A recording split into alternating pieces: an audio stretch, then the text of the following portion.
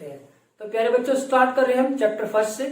हर chapter के important objective type questions करते चलेंगे और पिछले जितने भी बोर्ड के एग्जाम है 4-5 साल के, उनमें जो ऑब्जेक्टिव टाइप क्वेश्चंस हैं उनको भी साथ में कवर करते रहेंगे। तो प्यारे बच्चों शुरू करते हैं।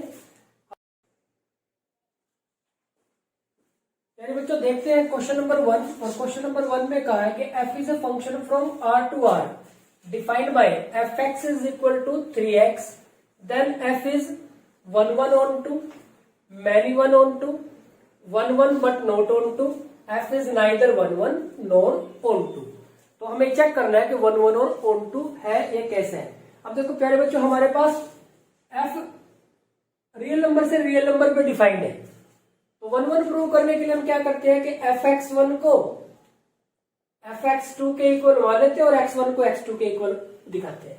तो fx1 क्या बनेगा 3x1 that is equal to 3x2, यानी कि x1 is equal to x2, तो यस 1 1। अब ऑन 2 के लिए क्या करते हैं, ऑन 2 के लिए हमारे पास क्या होता है कि हर एक एलिमेंट की प्री इमेज होनी चाहिए। ये हमारे पास डोमेन है और ये हमारे पास कोडोमेन है, यानी कि हर एक एलिमेंट की प्री इमेज होनी चाहिए। तो हम क्या करते हैं, जैसे अगर हम बात करें कि f फंक्शन है r से r पे, ये डोमेन, ये इधर डोमेन और ये कोडोमेन, तो इधर का कोई एलिमेंट लेके उसकी प्री इमेज दिखाएंगे। इधर हमने क्या किया कि let fx that is equal to k, ये जो k है कहीं, तो ये जो k है इधर इसकी प्री इमेज क्या है ये चेक करनी है हमें। तो fx k है तो हमें इधर क्या है, ये x है, यहां जो एलिमेंट है वो x है, ये fx है, क्योंकि फंक्शन अप्लाई होके ये बनेगा, तो ये हमारे पास fx है। तो fx की वैल्यू कितनी है 3x that is equal to k, तो x is equal to k divide by 3। देखो डिफाइंड होगा हमेशा, बिलोंग्स टू r, ये r कौन है डोमेन, डोमेन। तो प्यारे बच्चों यहाँ पे जो k है वो उसकी प्री इमेज क्या है k डिवाइड बाई 3। x की वैल्यू कितनी आ गई k डिवाइड बाई 3, यानी कि x k जैसे जैसे चेंज होता रहेगा k बाई 3 की वैल्यू भी चेंज होती रहेगी, हमेशा वैल्यू मिलेगी। ऐसा तो कभी नहीं होगी नॉट डिफाइंड सिचुएशन हो जाएगी, क्योंकि नीचे जीरो तो बन ही नहीं सकता। तो यानी कि हर एक एलिमेंट की प्री इमेज भी मिलेगी। अगर प्री इमेज मिलेगी तो ये हमारे पास ऑन टू भी होगा, अगर ऑन टू भी होगा तो कैसा हो गया फंक्शन 1 1 ऑन टू, यानी कि फर्स्ट ऑप्शन हमारा राइट ऑप्शन हो गया। तो प्यारे बच्चों ये हो गया हमारे पास क्वेश्चन नंबर 1। इसी तरह से आगे बढ़ते हैं क्वेश्चन नंबर 2 की तरफ। सेकंड क्वेश्चन की अगर बात करें हम, तो यहां से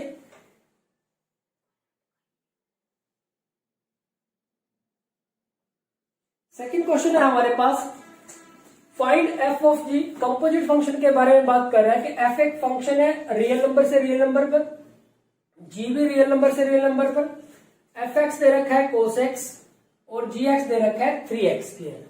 हमें कंपोजिट फंक्शन निकालना है f ऑफ g, इसके साथ x लिख लेते हैं, यानी कि f और ये gx। अब gx की वैल्यू देख लो आप कितनी है,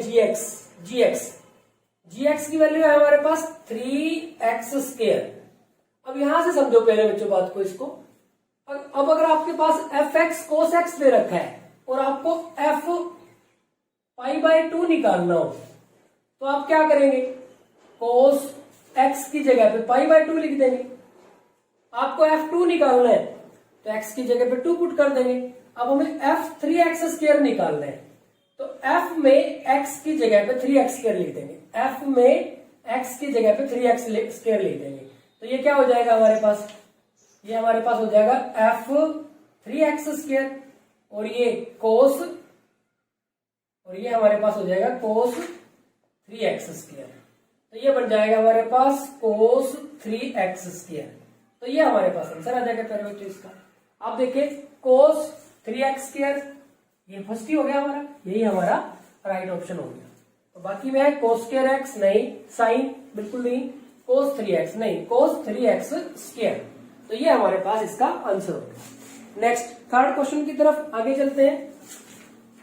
अगर हम थर्ड क्वेश्चन की बात करें, थर्ड क्वेश्चन में कहा गया है कि हमारे पास fx है 8x क्यूब, fx है हमारे पास 8x क्यूब, fx ये है 8x क्यूब और gx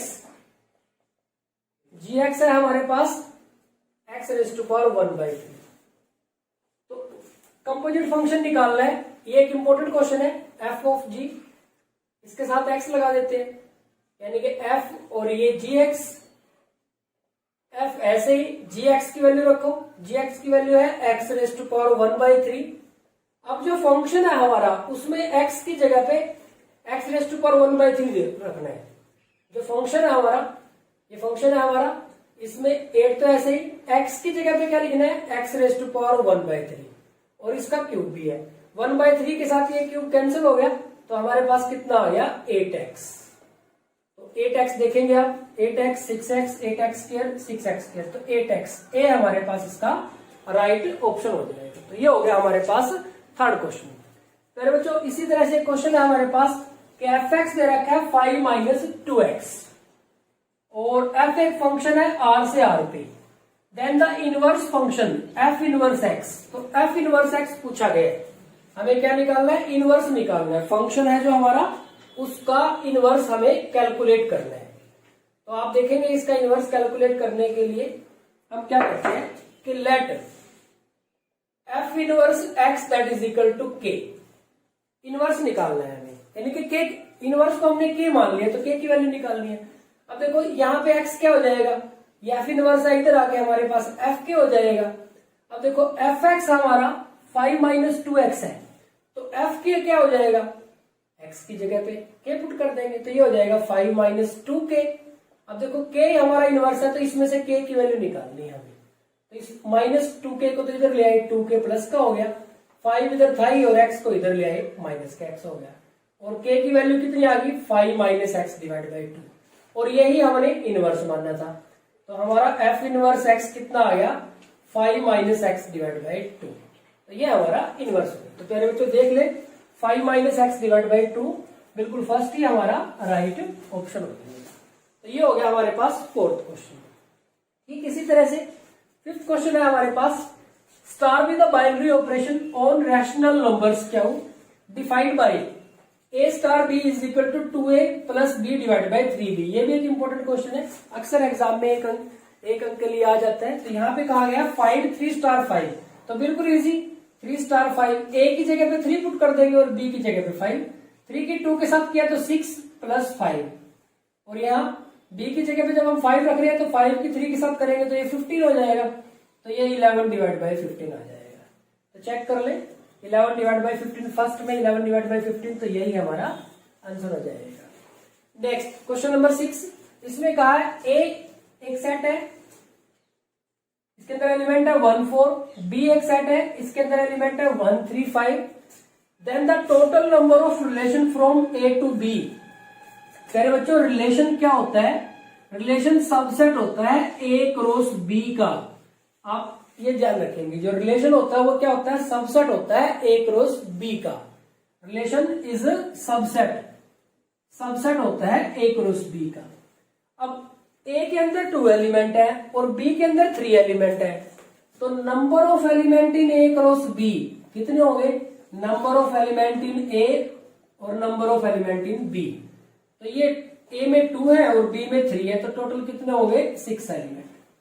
अब a क्रॉस b में 6 एलिमेंट होंगे, a क्रॉस b के अंदर 6 एलिमेंट होंगे, तो a क्रॉस b के सबसेट कितने होंगे, हमारे पास सबसेट का फॉर्मूला क्या होता है 2 raise to power n, n is the number of element, number of element 6 है, तो 2 रेज टू पावर 6 इतने रिलेशन हो सकते हैं, क्योंकि रिलेशन क्या होता है, सबसेट होता है किसका, a क्रॉस b का। Important, very important question.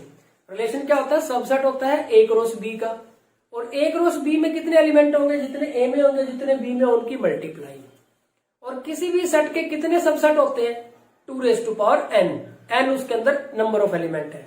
अब a क्रॉस b के अंदर 6 एलिमेंट है, तो उसके सबसेट कितने होंगे 2 रेज टू पावर 6, और रिलेशन भी क्या है, सबसेट है, यानी कि जितने सबसेट होंगे उतने रिलेशन होंगे, यानी कि 2 रेज टू पावर 6 रिलेशन होंगे। तो 2 रेज टू पावर 6, देखो 6 रेज टू पावर 2 भी है और 2 रेज टू पावर 6 भी है, तो ध्यान रखना 2 रेज टू पावर 6। अगर इसको दूसरे तरीके से लिखे तो ये 2 4 8 16 32 64, तो 64 आ जाएगा हमारे पास। नंबर सेकंड के लिए क्वेश्चन नंबर फर्स्ट, और इसमें कहा गया है कि the value of sine inverse -1/2 means principal value की बात हो रही है, तो हमें किसकी वैल्यू निकालनी है, साइन इनवर्स -1/2, इसकी जो प्रिंसिपल वैल्यू है वो निकालनी है। तो प्यारे बच्चों आपको ध्यान रखना है, एक बिल्कुल आसान सा तरीका बताता हूं बिल्कुल, कि साइन इनवर्स एक्स, साइन का रेसिप्रोकल कोसिकेंट इनवर्स एक्स और टेंजेंट इनवर्स एक्स,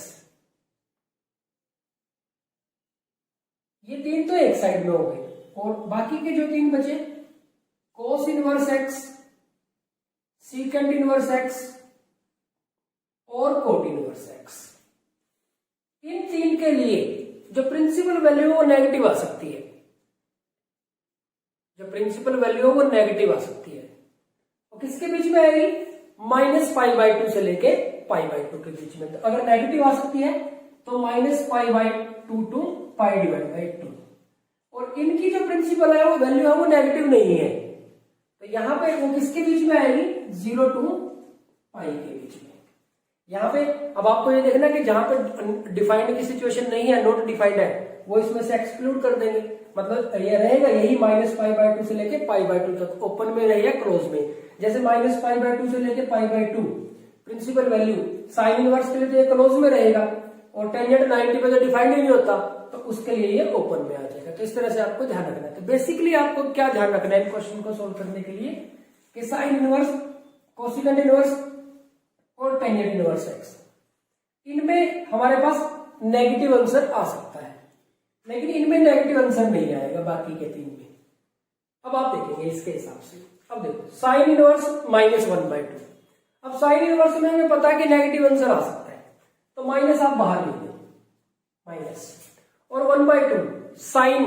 अब साइन के बारे में सोच रहे कि साइन 1/2 कहां पे होता है, साइन 1/2 यानी कि 30 डिग्री पे, 30 डिग्री मीन्स π/6, तो π/6 के साथ माइनस का साइन, तो आंसर आ गया बस हमारा -π/6। बस आपको जो 10th क्लास में वो ट्रिग्नोमेट्रिक रेशियोज की टेबल है वो आपको अच्छे तरीके से क्लियर होनी चाहिए।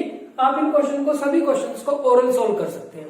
तो ये हमारे पास -π/6 इसका आंसर आ गया, -π/3, -π/6, -π/4 एंड नन ऑफ दिस। तो यहाँ पे हमारे पास ऑप्शन डी इसका राइट ऑप्शन हो गया। ठीक इसी तरह से प्यारे बच्चों अगर बात करें principal value of cos inverse, अब ये हमारे पास कोस इनवर्स -1/2 है। अब आप देखिए माइनस है, तो मैंने माइनस यहां पे लिखा, और 1/2 कोस, 1/2 साइन तो होता है 30 डिग्री पे, और कोस के लिए कितने पे चला जाएगा, 60 डिग्री पे चला जाएगा, 60 मीन्स π/3। अब देखो कोस इनवर्स में तो नेगेटिव वैल्यू आ ही नहीं सकती है, 0 से π के बीच में रहेगा प्रिंसिपल वैल्यू, तो क्या करेंगे, इसको π में से माइनस कर दो, तो π में से माइनस करेंगे तो ये पॉजिटिव हो जाएगा, 3π - π यानी कि 2π/3। तो ये आंसर आ जाएगा। बस आपको इतनी सी बात ध्यान रखनी है कि साइन इनवर्स, कोसिकेंट इनवर्स और टेंजेंट इनवर्स, इनमें तो आंसर नेगेटिव आ सकता है अगर नेगेटिव है, यहां अंदर माइनस है, और अगर अंदर पॉजिटिव है फिर तो कोई समस्या ही नहीं है, अगर नेगेटिव है अंदर तो। और बाकी के जो तीन बच गए उसमें से हमें क्या करना पड़ेगा, पाई में से माइनस करना पड़ेगा अगर नेगेटिव है। तो प्यारे बच्चों अगर आपके पास ये होता, आपके पास ये कोस इनवर्स 1/√2 है, तो इसमें तो कुछ सोचने की जरूरत नहीं है, 1/√2 45 डिग्री पे होता है, यानी π/4 पे होता है, तो π/4 हमारे पास इसका आंसर आ गया। अब ये यही क्वेश्चन अगर कोस इनवर्स -1/√2 के लिए हो, तो 1/√2 तो π/4 पे होता है, माइनस यहाँ माइनस है हमारे पास, लेकिन ये तो है ही नहीं हमारे पास 0 से π के बीच में, तो पाई में से इसको माइनस कर देंगे, 4π - π यानी कि 3π/4। तब इस केस में इसका आंसर ये होगा, अगर 1/√2 है तो π/4, और माइनस है तो पाई में से आपको इसको माइनस करना पड़ेगा इन केसेस के लिए, कोस इनवर्स, सीकेंट इनवर्स और कोट इनवर्स के लिए। तो ये बेसिक बात है यहाँ पे। तो इसका आंसर आ गया हमारे पास 2π/3, 2π/3, π/4, π/2, तो 2π/3। नेक्स्ट थर्ड की तरफ बढ़ते हैं। थर्ड में कहा गया है कि वैल्यू पूछ ली गई है आपसे, यहां पे कहा गया है कि साइन ऑफ कोस इनवर्स, अब देखो यहां पे हमें वैल्यू निकालनी है साइन कोस इनवर्स 3/5। पहले तो मैं इसको पूरा सोल्व करके बता रहा हूं, फिर आपको ट्रिक से बताऊंगा इसको कैसे कर सकते हैं। अब देखो हमने क्या किया, cos इनवर्स 3/5 को थोड़ी देर के लिए थीटा मान लिया, तो हमारे पास cos थीटा की वैल्यू कितनी आ गई, cos इनवर्स को इधर ले आए तो cos थीटा हो गया, तो ये 3/5 हो गया। हमारे पास क्या होता है sin square theta plus cos square theta, कितना होता है 1, तो sin स्क्वायर थीटा कितना होता है 1 माइनस cos स्क्वायर थीटा, तो sin स्क्वायर थीटा कितना हो जाएगा हमारे पास 1 माइनस cos थीटा का स्क्वायर, यानी कि ये 9 और 25। तो यहाँ पे हमारे पास sin स्क्वायर थीटा आ गया 25 माइनस 9 यानी कि 16 डिवाइड बाई 25, sin थीटा आ जाएगा हमारे पास रूट कर दिया हमने, पॉजिटिव ले लिया, तो ये 4/5 हो गया, तो थीटा हो जाएगा हमारे पास sin इनवर्स 4 डिवाइड बाई 5। अब देखो थीटा हमारा ये थीटा है, तो ये थीटा के इक्वल, थीटा इसके इक्वल, यानी कि ये इसके इक्वल, यानी कि cos इनवर्स 3/5 की जगह पे हम क्या लिख सकते हैं sin इनवर्स 4/5। तो यहाँ पे sine of sine inverse 4/5, sine और साइन इनवर्स एक दूसरे के इनवर्स फंक्शन है, यानी कि रेसिप्रोकल से ये कैंसिल हो जाएंगे, तो हमारे पास कितना आ जाएगा 4/5, ये इसका आंसर आ जाएगा। तो पहले बच्चों 4/5 आप फर्स्ट में ही ऑप्शन में हमारे पास 4/5 है, तो ये इसका राइट ऑप्शन हो जाएगा। अब ये तो हुआ देखो इसको पूरा सोल्व करने का, इसको बिल्कुल आसान सा तरीका देखें हमारे पास, इसको बिल्कुल आसान तरीके से हम इसको कैसे कर सकते हैं। अब आप देखिए साइन इनवर्स है, साइन है, ये कोस इनवर्स है, और हमें बनाना है इसको साइन इनवर्स है ताकि कैंसिल हो जाए। अब देखो ये कोस है, कोस में sine cos tangent P B P H H B, तो कोस के लिए हमारे पास बेस और हाइपोटेन्यूज होता है, तो बेस हमारे पास कितना है, देखो बेस 3 है, हाइपोटेन्यूज 5 है, तो perpendicular 3 square plus 4 square 5 square हो सकता है, तो ये 4 हो गया। तो अब हमें इसको साइन इनवर्स लिखना है, तो परपेंडिकुलर बाय हाइपोटेन्यूज लिखना पड़ेगा, परपेंडिकुलर 4 है, हाइपोटेन्यूज 5 है, तो 4/5 हो गया, और ये इसके साथ कैंसिल हो गया, हमारे पास कितना आ गया 4/5 हो गया। इस तरह से सोच सकते हैं आप इसको, तो बिल्कुल इजी तरीका है, दोनों में से जो आपको जिस भी तरीके से ठीक लगे उस तरीके से आप इसको सोल्व कर सकते हैं। आगे बढ़ते हैं नेक्स्ट क्वेश्चन की तरफ।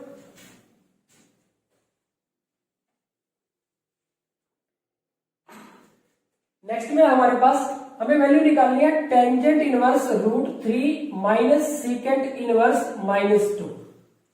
अब देखो tangent inverse √3 60 degree means pi divide by 3, थोड़ा सा ध्यान से। अब देखो ये माइनस तो यहाँ पे लगा ही हुआ है, अब इसको करने के लिए हमें क्या करना पड़ेगा, देखो सीकेंट इनवर्स है और माइनस आ रहा है, यानी कि पाई में से माइनस करना पड़ेगा जो कुछ भी बनेगा। देखो माइनस हमने बाहर लिखा, और 2 सीकेंट इनवर्स 2, तो सीकेंट का रेसिप्रोकल होता है cos 1/2, सोच ले आप cos 1/2 होता है हमारे पास 60 डिग्री पे π/3 पे, तो cos अगर 1/2 है तो सीकेंट वो हमारे पास 2 हो जाएगा, तो यानी कि ये पाई डिवाइड बाई 3 है, 60 डिग्री के लिए। तो अब यहां से इसको देखो pi divide by 3 minus pi और प्लस π/3, π/3 और π/3 ये कितना हो गया 2 pi divide by 3 minus pi. तो जब इसको सोल्व किया तो ये हमारे पास 2 पाई माइनस 3 पाई, यानी कि minus pi divide by 3, 2 pi minus 3 पाई, तो ये माइनस पाई डिवाइड बाई 3, तो ये हमारे पास इसका आंसर आ गया। तो पहले बच्चों रिपीट कर रहा हूं, यहां तो टेंजेंट इनवर्स के लिए तो सीधा ही था, ये माइनस हमने बाहर लिखा, सीकेंट इनवर्स है और यहाँ माइनस है तो पाई में से माइनस करना पड़ेगा, और 2 कोस का सोच लिया, सीकेंट इनवर्स का जैसे भी आपको ठीक लगे टेबल बना ले। तो कोस के लिए 2, कोस के लिए सीकेंट इनवर्स रेसिप्रोकल सोच लिया कोस हमने, तो कोस के लिए 1/2 ये 60 डिग्री पे होता है, यानी कि सीकेंट इनवर्स के लिए 2 60 पे हो जाएगा, तो 60 के लिए हमने पाई डिवाइड बाई 3 लिख दिया और पाई में से माइनस कर दिया। अब इसको सोल्व कर दिया हमने, तो कितना आ गया माइनस पाई डिवाइड बाई 3, तो ये हमारे पास हो जाएगा π/3 माइनस π/3 2 π/3 और पाई, तो minus pi divide by 3। Next मेरे बच्चों आगे बढ़ते हैं क्वेश्चन नंबर 5 की तरफ। इसमें कहा है कि tangent inverse 1/2 plus tangent inverse 1/3 is equal to k, then find the value of k की वैल्यू निकालनी है। तो आप इसको फॉर्मूला अप्लाई कर दें, क्या होता है tangent inverse x 1/2 y 1/3 divide by 1 minus 1/2 into 1/3 किसके इक्वल, k के। टेंजेंट इनवर्स एलसीएम आ गया 6, ये 3 + 2 और नीचे भी एलसीएम आ गया 6 और ये 6 - 1 that is equal to k। तो यहां से टेंजेंट इनवर्स ये 5/6, टेंजेंट इनवर्स 5 और नीचे भी देखो 6 - 1 5/6 दैट इज k। ये कैंसिल हो गया इसके साथ, तो tangent inverse 1 that is equal to k। अब सोच ले टेंजेंट इनवर्स 1 कहां पे होगा, principal value pi divide by 4 that is equal to k। तो k की वैल्यू आ गई हमारे पास पाई डिवाइड बाय 4। चेक करें हमारे पास टेंजेंट इनवर्स 1, टेंजेंट इनवर्स 1 हमारे पास। अब यहां पे देखें कि ये 1 दिया हुआ है, यहाँ पे कितना दिया हुआ है, 1 दिया हुआ है, लेकिन हमारे पास तो टेंजेंट इनवर्स 1 बन रहा है, टेंजेंट इनवर्स 1 बन रहा है। आगे 1/6 ऐसा तो कुछ है ही नहीं, 5/6 भी नहीं है, तो हमारे पास टेंजेंट इनवर्स 1 की वैल्यू तो कितनी होगी, π/4 होगी। तो यहाँ इन तीनों में से कोई सा नहीं है, जानबूझ के कंफ्यूज करने के लिए 1 दे दिया यहाँ पे, क्योंकि टेंजेंट इनवर्स 1 तो कितना होगा, π/4। तो नन ऑफ दिस, इसका जो आंसर होगा वो क्या होगा, नन ऑफ दिस। तो प्यारे बच्चों ये आपने ध्यान रखना है। तो ये हो गया हमारे पास क्वेश्चन नंबर 5। ठीक, इसी तरह से आगे बढ़ते हैं क्वेश्चन नंबर 6 की तरफ। क्वेश्चन नंबर 6 में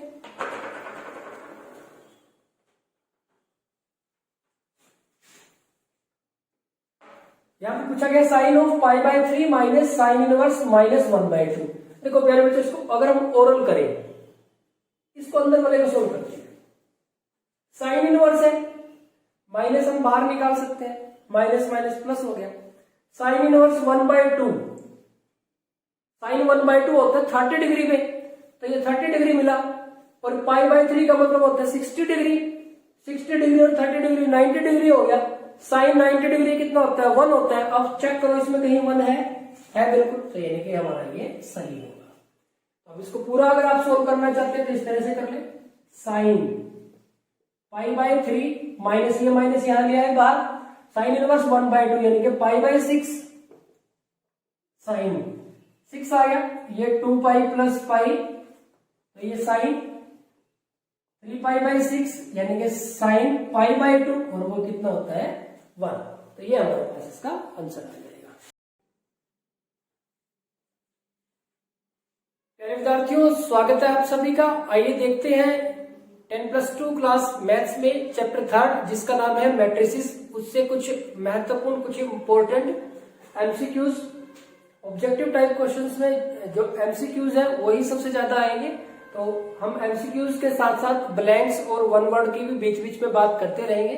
तो फिलहाल हमने अपना जो फोकस है वो एमसीक्यूज पे कर रखा है। तो देखते हैं प्यारे बच्चों, फर्स्ट है हमारे पास कि if x + y is equal to matrix 5 2 0 9 and x - y is equal to 3 6 0 -1, then the value of the matrix x, matrix x की वैल्यू निकालनी है। प्यारे बच्चों, अब आप देखें कि यहां पे मैट्रिक्स x + y किसके इक्वल है, ये इक्वल है 5 2 0 और 9 के, और x - y ये जो मैट्रिक्स है वो इक्वल है 3 6 0 और -1 की। तो हम क्या कर देते हैं, हमें x की वैल्यू चाहिए, हम इन दोनों को प्लस कर देते हैं, जैसे 10th क्लास में हम सोल्व करते थे। तो इन दोनों को जब प्लस करेंगे तो ये कैंसिल हो जाएंगे, तो ये 2x हो गई, x और x 2x। यहाँ इन दोनों को जब प्लस करेंगे तो इसका भी ऑर्डर 2 × 2, इसका भी ऑर्डर 2 × 2, तो कोरस्पॉन्डिंग एलिमेंट प्लस हो जाएंगे। 5 और 3 8 हो जाएगा, 2 और 6 ये भी 8 हो जाएगा, 0 और 0 0 हो जाएगा, 9 और -1 ये 8 हो जाएगा, और x की वैल्यू क्या आ जाएगी, तो 1/2 हो जाएगा ये, तो ये 8 8 0 और 8। तो जब हर एक एलिमेंट 2 से डिवाइड हो जाएगा तो ये 4 4 0 और 4, तो ये हमारे पास मैट्रिक्स x आ जाएगी। तो आप देख लें कि यहां से कौन से में है 4 4 0 4, तो ये हमारे पास बी है जो वो राइट ऑप्शन हो जाएगा। तो ये हो गया मेरे बच्चों हमारे पास क्वेश्चन नंबर 1। ठीक, इसी तरह से क्वेश्चन नंबर 2 की तरफ बढ़ते हैं। जो हमारे पास क्वेश्चन नंबर 2 है, क्वेश्चन नंबर 2 में कहा गया है कि A is a matrix of order 2 × 2। तो 2 × 2 की मैट्रिक्स है whose elements are given by aij is equal to I + j its whole square divided by 2। अब प्यारे बच्चों ए अगर मैट्रिक्स 2 क्रॉस 2 है तो क्या बनेगा A11, A12, A21 और A22। अब देखो हमें A11 निकालना है तो हम इसमें आई की जगह पे भी और जे की जगह पे 1 1 पुट करेंगे तो ये 1 और 1 2 का स्क्वायर 4 डिवाइड बाई 2 कितना आ जाएगा 2। A12 निकालना है आई की जगह पे 1 और जे की जगह पे 2 1 प्लस 2 3 का स्क्वायर 9 बाई 2 हो गया। A21 निकालना है आई की जगह पे 2 जे की जगह पे 1 2 और 1 3 का स्क्वायर 9 डिवाइड बाई 2। A22 निकालना है आई की जगह पे 2 जे की जगह पे 2 और 2 4 का स्क्वायर 16 डिवाइड बाई 2 8 आ जाएगा हमारे पास। तो ये मैट्रिक्स हो जाएगी हमारे पास, ये आ गया 2A11 फिर ये 9 बाई 2 आ गया, A21 हो गया 9 बाई 2 और A22 हो गया 8। तो 2 9 बाई 2 9 बाई 2 और 8, तो ये नहीं हो सकती 2 9 बाई 2 9 बाई 2 और 8, तो बी हमारे पास क्या आ जाएगा, इसका राइट ऑप्शन हो जाएगा। तो इस तरह से आप इसको बहुत एक्सप्लेन करने की जरूरत नहीं, अगर ऑब्जेक्टिव टाइप है तो आप ओरल सीधा ही सोच सकते हैं। देखो 1 1 कैसे बनेगा, आई और जे की जगह 1 रखेंगे 1 प्लस 1 2 का स्क्वायर 4 डिवाइड बाई 2 आ जाएगा, तो सीधा ही हम लिख देंगे 2 मिल गया हमें। अब देखो नेक्स्ट है, जैसे 2 इसमें है इसमें है इसमें है तो ये तो निकल गया बात। फिर हम A12 की बात 1 और 2 3 का स्क्वायर 9 डिवाइड बाई 2 9 बाई 2 इसमें नहीं है, क्रॉस हो गया और ये पहले ही क्रॉस हो रहा, तो ये दोनों बचे हैं। अब इस पे आ जाओ A21 पे 2 प्लस 1 3 का स्क्वायर 9 बाई 2 इसमें है इसमें है ही नहीं है, तो ये भी क्रॉस हो गया, तो यही बचा हमारे पास। इस तरह से भी आप सोच सकते हैं। नेक्स्ट आगे बढ़ते हैं क्वेश्चन नंबर 3 की तरफ।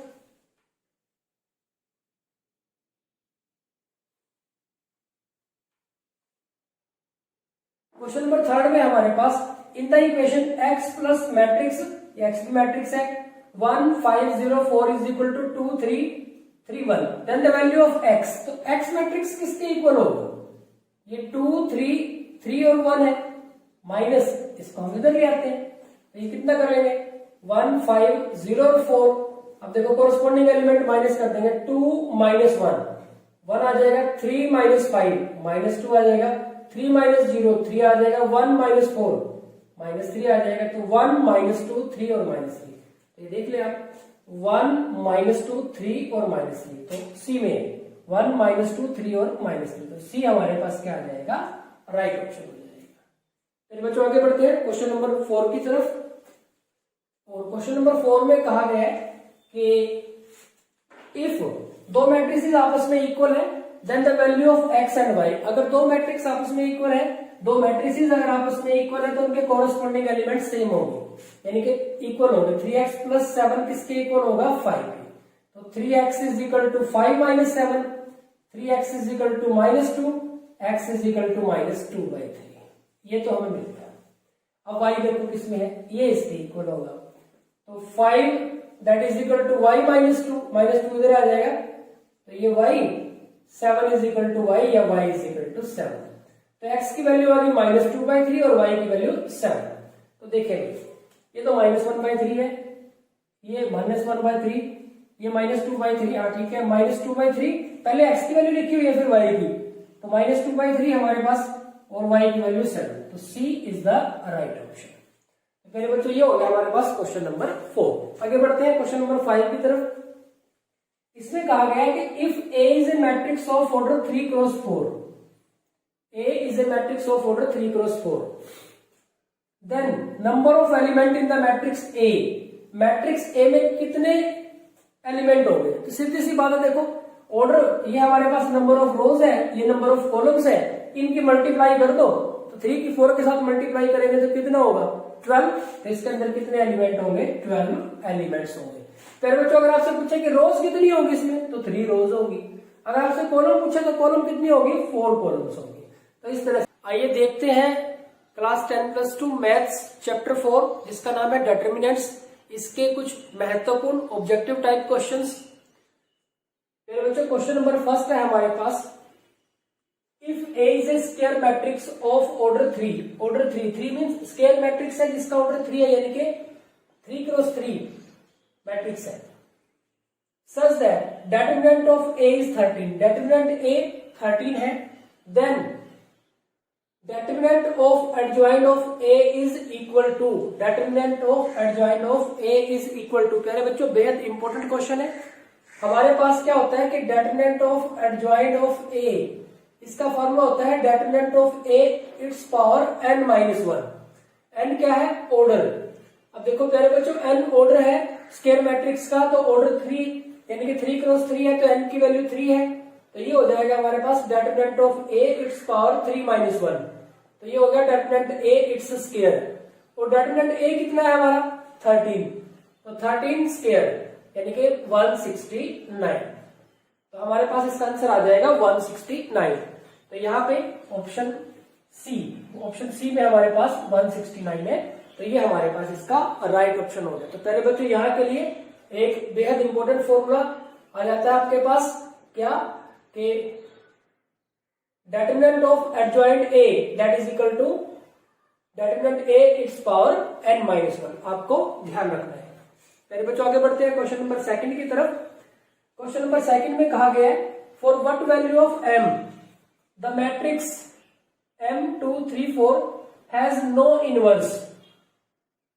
इसका इनवर्स नहीं है, m की किस वैल्यू के लिए इनवर्स नहीं है? तो प्यारे बच्चों किसी मैट्रिक्स का अगर हमें इनवर्स निकालना हो तो कैसे निकालते हैं? Adjoint of A divide by determinant of A। और इनवर्स कब एग्जिस्ट नहीं करता? इनवर्स कब नहीं होता? जब डेटरमिनेंट A 0 हो। तो डेटरमिनेंट कब इनवर्स नहीं होगा? जब डेटरमिनेंट इसका 0 हो। तो इसका डेटरमिनेंट क्या बनेगा? m2 3 4 that is equal to 0, determinant 0 हो। तो डेटरमिनेंट है कितना इसका? 4m minus 6 is equal to 0, तो 4m is equal to 6, m is equal to 6 divide by 4, तो कैंसिल करेंगे कितना आ जाएगा? 3 डिवाइड बाय 2। तो m की वैल्यू कितनी आ जाएगी? 3 डिवाइड बाय 2।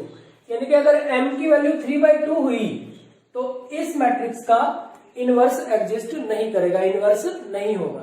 तो 3 डिवाइड बाय 2 चेक कर लेंगे हम, 1/2 3/2, तो 3/2 हमारे पास राइट ऑप्शन हो जाएगा। तो प्यारे बच्चों इस तरह से आपको सोचना है। दोनों ही क्वेश्चन बेहद इंपॉर्टेंट है। नेक्स्ट थर्ड क्वेश्चन की अगर बात करें,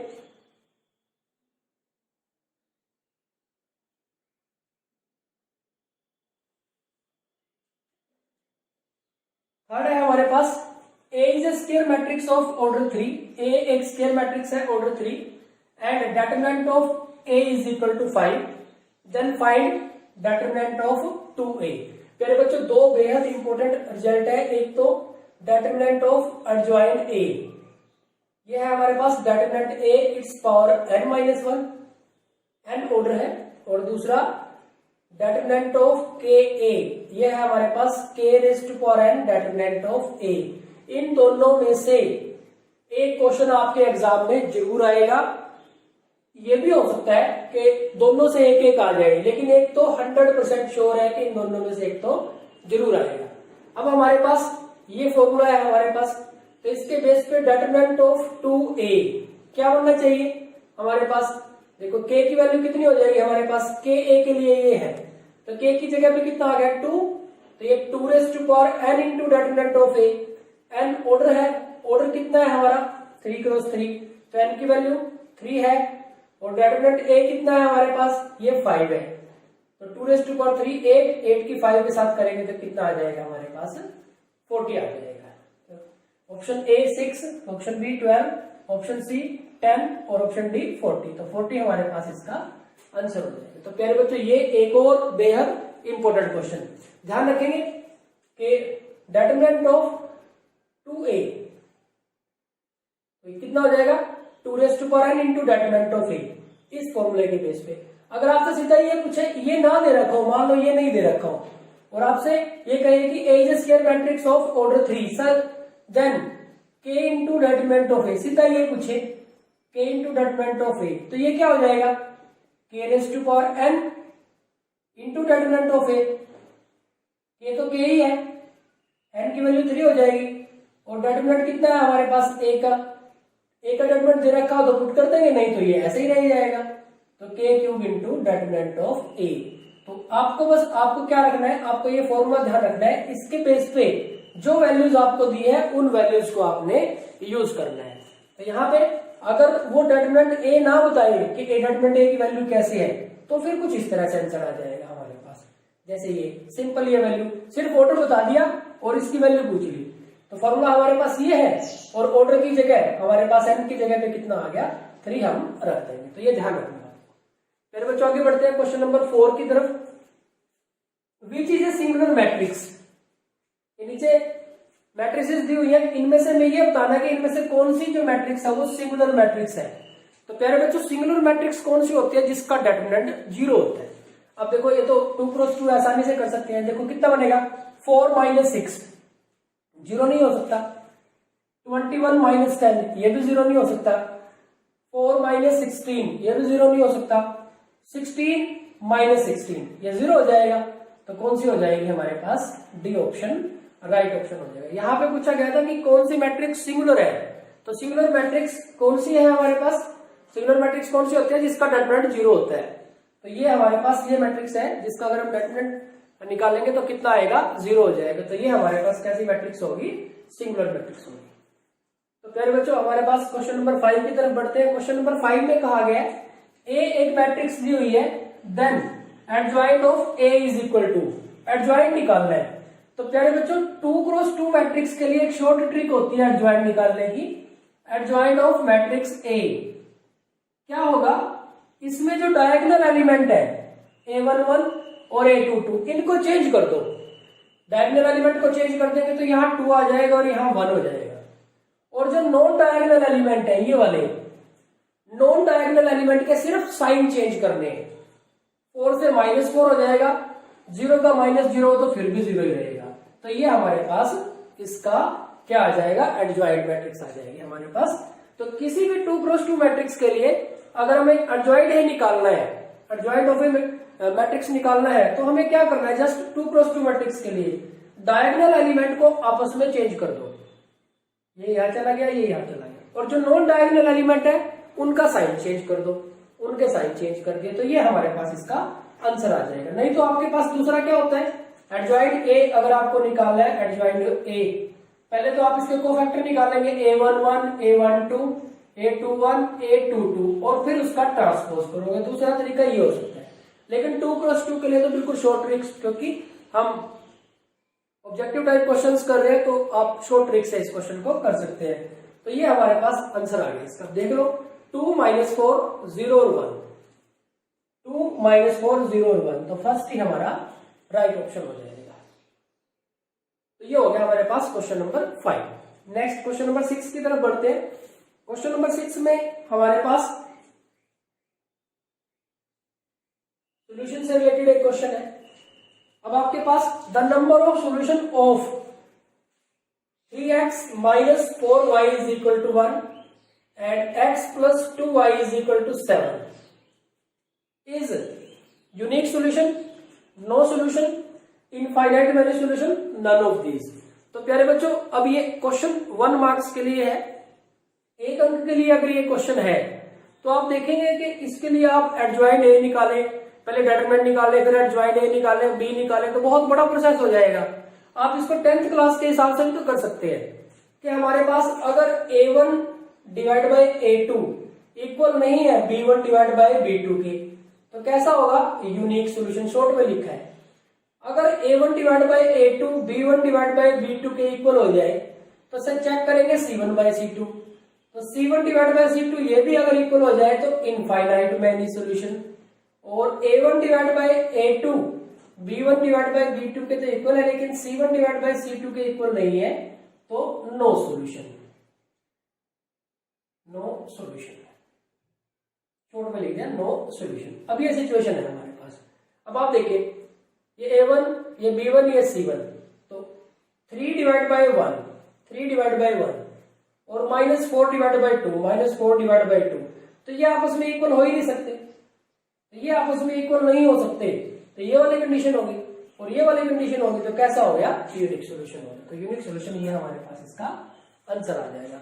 नहीं तो फिर वैसे ही जैसे मैट्रिक्स मेथड से हम सोल्व करते थे वो तो बड़ा क्वेश्चन हो जाएगा ना, तो उस तरीके से तो हमें करने की जरूरत नहीं है। तो सिंपली पूछा गया, वो अंडरस्टैंडिंग चेक करना चाहता है कि आपकी अंडरस्टैंडिंग चेक करना चाहता है कि किस तरह से आप इस क्वेश्चन को सोल्व करोगे। तो ये तो हमारे पास 10th क्लास में हमने बहुत सारे क्वेश्चन किए थे इस तरह के, तो उसी के बेस पे ही हमारे पास एक क्वेश्चन है। तो प्यारे बच्चों ये हो गया हमारे पास चैप्टर 4 से रिलेटेड कुछ महत्वपूर्ण प्रश्न।